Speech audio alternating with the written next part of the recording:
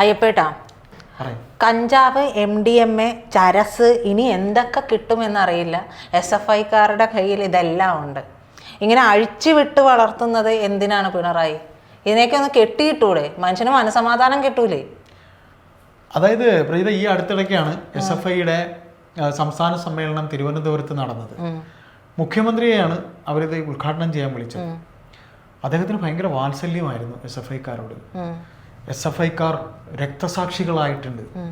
അപ്പോൾ ആ മകന്റെ പേരെന്താ? SFIയുടെ സംസ്ഥാന സെക്രട്ടറി ആയിരുന്നു, ഇപ്പൊ പുറത്താക്കിയൊരു മകനുണ്ടല്ലോ, PM ആർഷോ മോൻ.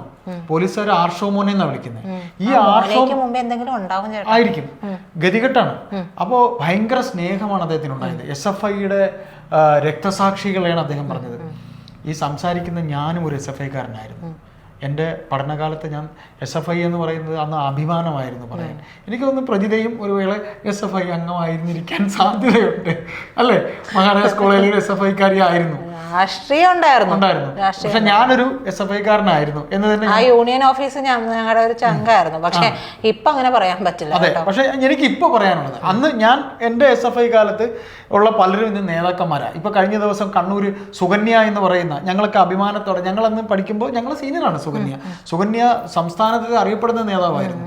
അതുപോലെ തന്നെ ജെയിംസ് മാത്യു, ഞങ്ങളുടെയൊക്കെ പിന്നെ SFI കാലത്ത് SFIയുടെ സെക്രട്ടറി ആയിരുന്ന ആൾക്കാരാണ്. അങ്ങനെ അഭിമാനത്തോടെ ഞങ്ങൾ പറയുന്ന നേതാക്കളായിരുന്നു. അപ്പോൾ ഇവിടെ നാം പറഞ്ഞു വന്നത്, മുഖ്യമന്ത്രി എന്ന് പറയുന്ന ഒരു മുതിർന്ന പാർട്ടിയിലെ പോളിറ്റ് ബ്യൂറോ അംഗം, പാർട്ടിയിലെ മുതിർന്ന ആള്, ഇവരെയൊക്കെ നിലയ്ക്ക് നിർത്തേണ്ടത് ആവശ്യമായിരിക്കുന്ന സന്ദർഭത്തിൽ അദ്ദേഹം കഴിഞ്ഞ ദിവസം അതിനെ സാധൂകരിച്ചു.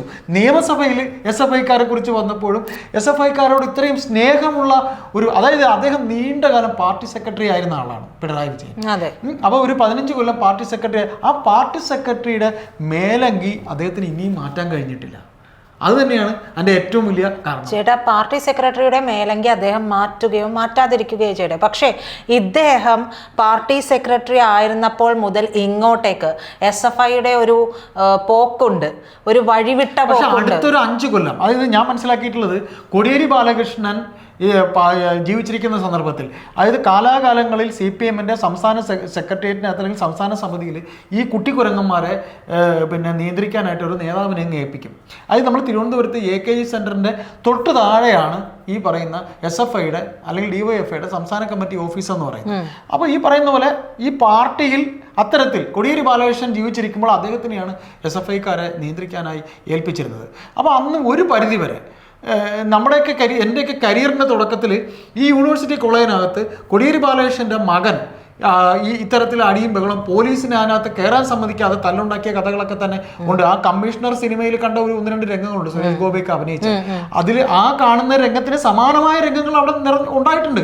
അന്ന് അന്ന് വിഷ്വൽ മീഡിയ ഇല്ല. അന്ന് ഫോട്ടോ എടുക്കാനായി ഫോട്ടോഗ്രാഫർക്കൊപ്പം നാമെല്ലാം കൂടെ കയറുമ്പോൾ എന്താണ് ഇവിടെ തുണിയില്ലാതെ നിൽക്കുന്നതോ എന്ന് ചോദിച്ചത് കോടിയേരിയുടെ മോനാണ്. ഈ കോടിയേരിയാണ് SFI നിയന്ത്രിക്കാനായിട്ട് ഏൽപ്പിച്ചിരുന്നത്. അപ്പൊ ഒരു പരിധി വരെ അദ്ദേഹം നോക്കിയിട്ടുണ്ട്. ഈ ഡബിൾ റഹീമൊക്കെ, സിന്ധു ജോയി എന്ന് പറയുന്ന റഹീമിന്റെ കാര്യമൊക്കെ ഈ ഡബിൾ റഹീം, സിന്ധു ജോയി ഓർമ്മയില്ലേ? ഈ സിന്ധു ജോയിയൊക്കെ ഈ പറയുന്ന പോലെ ഈ SFIയിലെ സംസ്ഥാന നേതാക്കളായിരിക്കുന്ന സന്ദർഭത്തിൽ എനിക്ക് കണ്ടാൽ ഇത്രയും ആനമണ്ടത്തരങ്ങൾ കാണിച്ച കുറെ കഥകൾ തന്നെ നമുക്ക് പറയാം. നമ്മളിതെല്ലാം ഇതിൻ്റെയൊക്കെ കാര്യങ്ങൾ റിപ്പോർട്ട് ചെയ്യാൻ അതിനൊക്കെ നമ്മൾ പോകുന്ന അല്ലെങ്കിൽ തന്നെ പറഞ്ഞറിയുന്ന കാര്യങ്ങളാണ്. അപ്പൊ ഇതില് ഒരു നാഥനില്ല. ഇതിന് കോടിയേരി ബാലകൃഷ്ണൻ ഇതിനെ ഏൽപ്പിച്ചിരുന്നു, അല്ലെങ്കിൽ ഇപ്പോൾ പാർട്ടിയിൽ ഇവന്മാരെ നോക്കാൻ ആരുമില്ല. പിന്നെ മുഖ്യമന്ത്രി വെള്ളപൂശുന്നതിന്റെ കാരണം നമുക്ക് എല്ലാവർക്കും ഓർമ്മ കാണും. അദ്ദേഹത്തിന്റെ മുന്നേ ഒരു യാത്രയുണ്ടായിരുന്നു, ഈ നവകേരള യാത്രയിൽ കണ്ട തെമ്മാടിത്തരം എല്ലാം കാണിച്ചിട്ട് അതിനെ സാധൂകരിച്ച ആളാണ് ഈ മുഖ്യമന്ത്രി. നമ്മുടെ മുഖ്യമന്ത്രി ഇപ്പോഴും പാർട്ടി സെക്രട്ടറിയാണ്. അപ്പോൾ നമ്മൾ ഒരു പരിധി വരെ ഇവരെ നിയന്ത്രിക്കേണ്ടത് ആവശ്യമാണ്. അപ്പോൾ അതുകൊണ്ടാണ് ഈ നിയന്ത്രണമില്ലാത്തതുകൊണ്ടാണ് നമ്മൾ എന്ത് കാണിച്ചാലും ഇവിടെ ഭരണ സംവിധാനമുണ്ട്, നമ്മളെ രക്ഷിക്കാൻ ആളുണ്ട്, കപ്പിത്താനുണ്ട്. ഇപ്പൊ PSCയുടെ ചോദ്യ പേപ്പർ ചോർച്ച പോയി എഴുതി റാങ്ക് ലിസ്റ്റ് പേര് വന്നവന്മാര്, അതും ഈ SFI എന്ന് പറയുന്ന പാർട്ടിയിലുള്ളവന്മാര്. അല്ല, ആ കഥ മറന്നുപോയോ? PSCയുടെ റാങ്ക് ലിസ്റ്റിൽ പേര് വന്നവന്മാര്. അപ്പൊ ഇതെല്ലാം ഈ ഞാൻ ചോദിക്കട്ടെ, എത്ര KSCക്കാർ അതിലുണ്ട്, എത്ര AVPക്കാർ ഇതേപോലെ ഉണ്ട്? അപ്പോൾ നിലാവുണ്ടെന്ന് കരുതി വെളുക്കണവരെ മോഷ്ടിക്കാവുന്നതാണ്. ഈ പാർട്ടി ഇപ്പോൾ ഒരു നാഥനില്ല കളറി എന്നൊക്കെ പറയുന്നില്ലേ ചേട്ടൻ? ഞാൻ ചോദിക്കട്ടെ, ഇതെല്ലാം കൈയടക്കി വെച്ചിരിക്കുന്നത് ഈ നിധി കാക്കുന്ന ഭൂതത്തെ പോലെ മുഖ്യമന്ത്രി പിണറായി വിജയൻ തന്നെയാണ്. അപ്പൊ മുഖ്യമന്ത്രി പിണറായി വിജയൻ അത് കൈയടക്കി വെച്ചിട്ടുണ്ടെങ്കിൽ അദ്ദേഹത്തിന് തീർച്ചയായിട്ടും ഉത്തരവാദിത്തമുണ്ട്. പക്ഷേ അദ്ദേഹം ഇപ്പോൾ ചെയ്തുകൊണ്ടിരിക്കുന്നത്, എൻ്റെ ഒരു കാഴ്ചപ്പാടിൽ, അദ്ദേഹം ഇവരെ അഴിച്ചുവിട്ട പുതിയ ഗുണ്ടകളെ ഉണ്ടാക്കുകയാണ്. പുതിയ ഗുണ്ടകളെ, ഒരു സാമാന്യ ബോധം പോലും നശിച്ചു പോയ ഒരു തലമുറയാണ് വാർത്തെടുക്കുന്നത്. ഈ കഴിഞ്ഞ ദിവസം ഇത് കണ്ടെടുക്കുമ്പോൾ, ഈ കഞ്ചാവ് കേസ് കണ്ടെടുക്കുമ്പോൾ ഇടതുപക്ഷ സംഘടനയിലെ അധ്യാപകർ പോലും അറിയാതെ അവിടുത്തെ ആ പ്രിൻസിപ്പൽ ഡോക്ടർ ഐജു വർഗീസ് എന്നാണ് അദ്ദേഹത്തിന്റെ പേരെന്നാണ് ഞാൻ ഓർക്കുന്നത്.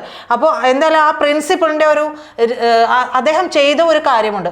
അത് എത്ര പ്രിൻസിപ്പൽമാർക്ക് എത്ര കലാലയങ്ങളിൽ ചെയ്യാൻ കഴിയും? അദ്ദേഹത്തിന് ഹോളി ആഘോഷിക്കാനുള്ള നീക്കമുണ്ട്, ഇത്തരത്തിലൊരു നീക്കമുണ്ട്, കഞ്ചാവ് വിൽപ്പനയ്ക്ക് വരും എന്നുള്ള രഹസ്യമായ വിവരം കിട്ടിയപ്പോൾ തന്നെ അദ്ദേഹം DCP വിവരം അറിയിച്ചു.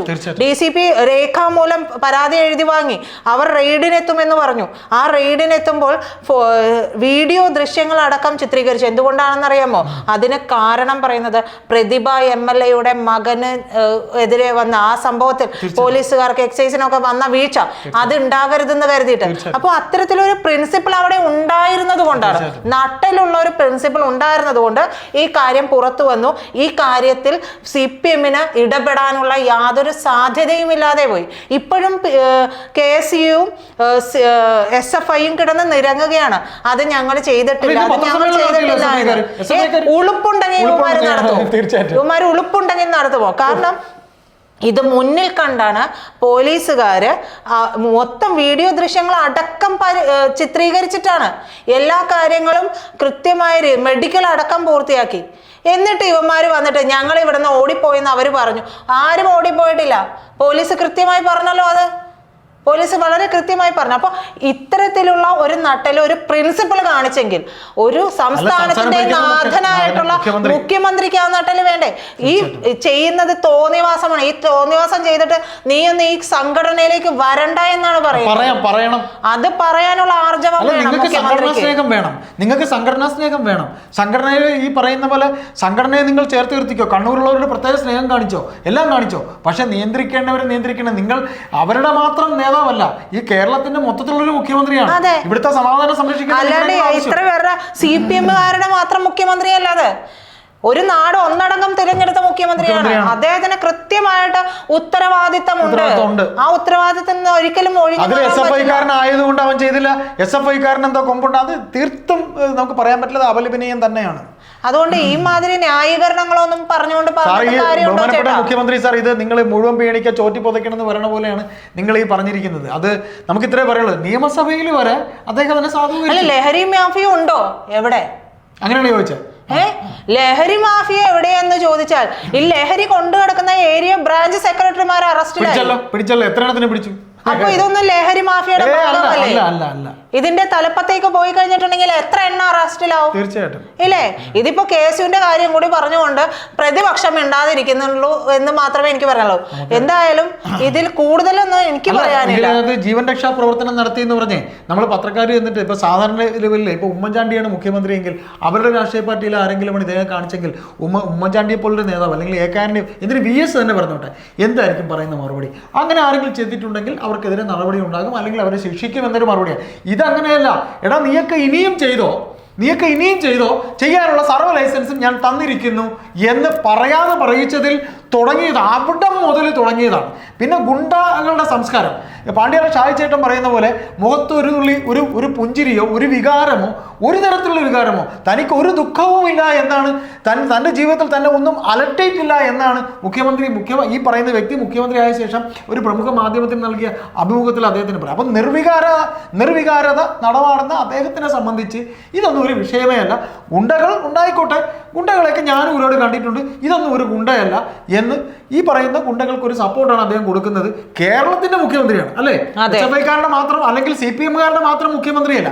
എന്തായാലും ഇതിന്റെയൊക്കെ പരിണിതഫലം അറിയിക്കേണ്ട സമയത്ത് ജനം അറിയിച്ചാൽ ഇതൊക്കെ പിന്നീട് തിരിഞ്ഞൊരു ചോദ്യമായി അദ്ദേഹത്തിൻ്റെ അടുത്ത് എത്തുമെന്ന് തന്നെ നമുക്ക് കരുതാം. അത്രേ നമുക്ക് പറയാൻ പറ്റുള്ളൂ.